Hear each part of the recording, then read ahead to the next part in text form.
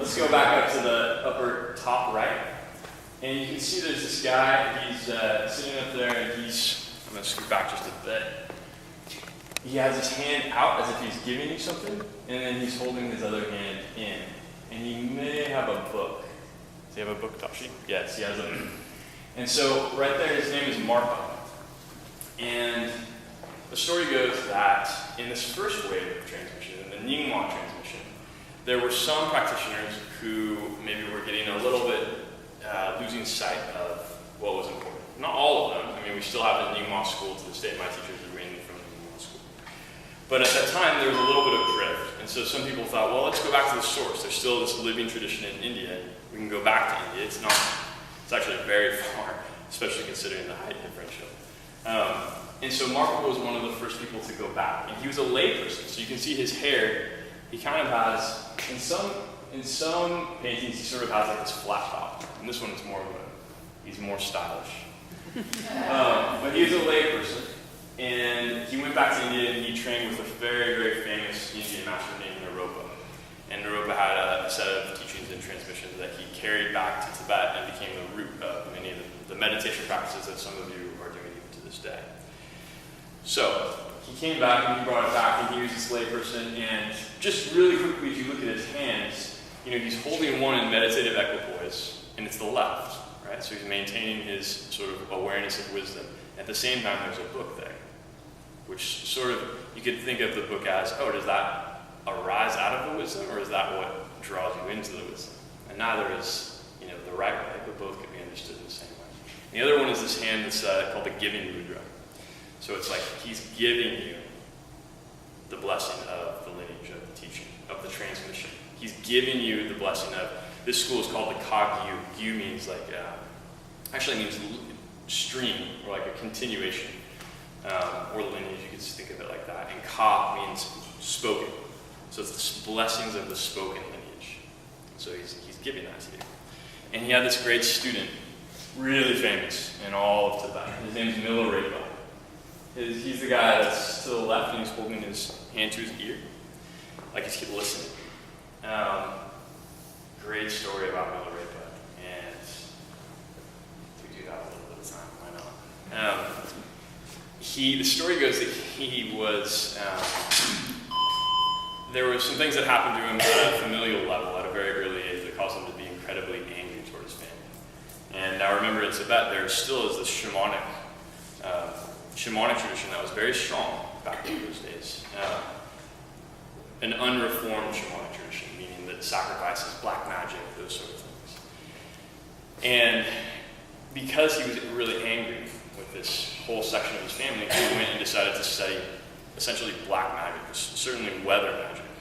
And what he did was, he put forth a lot of effort to attain some sort of stability in this. And finally, when he had the chance, when all of his family, whom he hated, his uncles and aunts and cousins and that, they're all in one big party, did some weather magic and caused hail. Now, hail here is, kind of neat. You go outside and look at it, it's magical.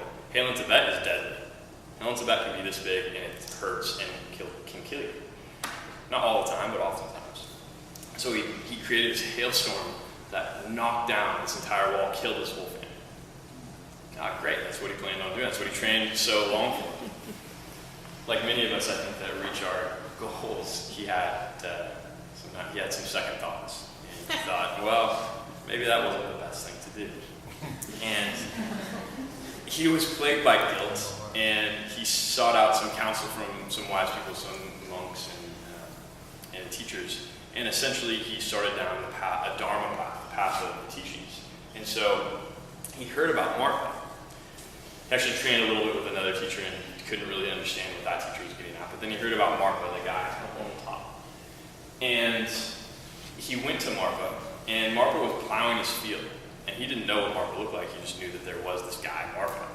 And Marpa was out plowing his field, and he said, have you heard of Marpa? And the guy said, yeah, I've heard of him. He lives in that house over there. And there's this great dialogue between them that essentially Milarepa has no clue who he's talking to, but Marpa's testing him to see if he's truly earnest in his desire to really experience the teachings. And Milarepa passed, and then he later found out that Marpa there's Marco right there, he's in front of you. But because he had done these negative things, because he had sullied his own mind so deeply, he had to go through very difficult trials where Marco would make him build these towers. And in fact, you can still in Tibet today see a remnant of this tower. You make him basically build these towers out of stone, big towers, that you can go and live in, and then tear them down. Marco would build them, and then poor Milarepa would be like bleeding. It took him a year, I don't know, months at least. And then Marco would come and say, this is all wrong. Tear it down. And he did that 3 times, really with the goal of the hard work and the effort sort of purifying, or at least putting behind Milarepa that experience or that way of thinking. He had to go through some form of purification in order to receive the teachings, because the teachings are imminent. We all have the possibility of attaining enlightenment at any given moment. But what is it that includes our vision is the habitual necessity to constantly see things in a way that's limited. And Marco had that in the extreme. He saw it so limited that he had to kill his whole extended family. So, the story goes that once Milarepa actually did get the teaching, he, with the same vigor that he created the towers in which he sort of did the weather magic, the black magic, he then approached the teachings and he went to live in a cave. And he became very skinny. He only ate nettles, like stinging nettles. You can boil them and they become, apparently you can live on them. Although, wow, I wouldn't try. And he ate them so long that his skin became green. And the story goes that his behind, because he didn't even have a proper cushion to sit on, became like a leather, like a horse's hoof. And he would sometimes show it to his disciples and say, this is what you need to attain enlightenment.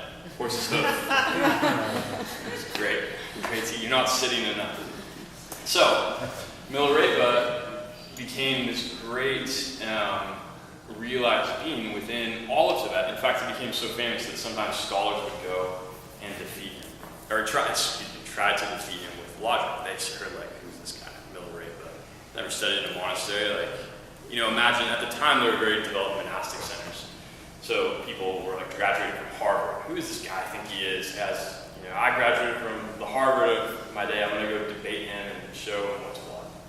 And my favorite story is this guy, this scholar comes up to Milarepa, who's meditating in his cave, and he says, does space have form or no form? And Milarepa says, space has form. And the scholar goes, what a fool. This guy, space has form, that's the easiest, I can do that in 2 seconds. And Milarepa goes, see? And he takes a rock and starts banging on space. He's like, look, it has form, and then he does all these miraculous performances, sort of showing that experience trumps knowledge, right? You may think you understand the teachings. You may have insight, you may have studied years, decades, lifetimes maybe. But a true experience of reality it doesn't compare. One's the shadow, the other one's the authentic thing. So, that's Milarepa. His other students, so Milarepa was very much, if we're talking about transmission, if we're keeping teachers and transmission in mind, Milarepa was also a layperson, even though he didn't marry, he didn't own a home like Marco. He never became ordained as a monk.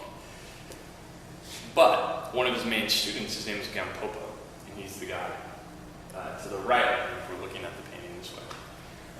He was a very strong monastic practitioner. He was a monk his entire life from a very young age, and he studied philosophy, and he had this academic background. He had graduated essentially from the Harvard, right? So he's that scholar. And he became the student of a guy in a cave who eats nettles and who dresses in. Rape actually means a cotton cloth. He only dressed in a cotton cloth. I mean, can you imagine? Can you imagine a Harvard scholar, this big fluting guy, going to study with a guy in a cave that has a green pasty tint because he only eats weeds? I mean, it's hard to wrap your head around that from a modern perspective. But that's what he did. He had that kind of perseverance and that kind of interest in the teachings and in understanding himself. And so Gampopa, what he did was he became very famous in the lineage. He combined in a very effective way this study and practice. So the Kagyu tradition is known for that. They're known for a nice balance of study and practice together. maybe a little more on the meditation practice side.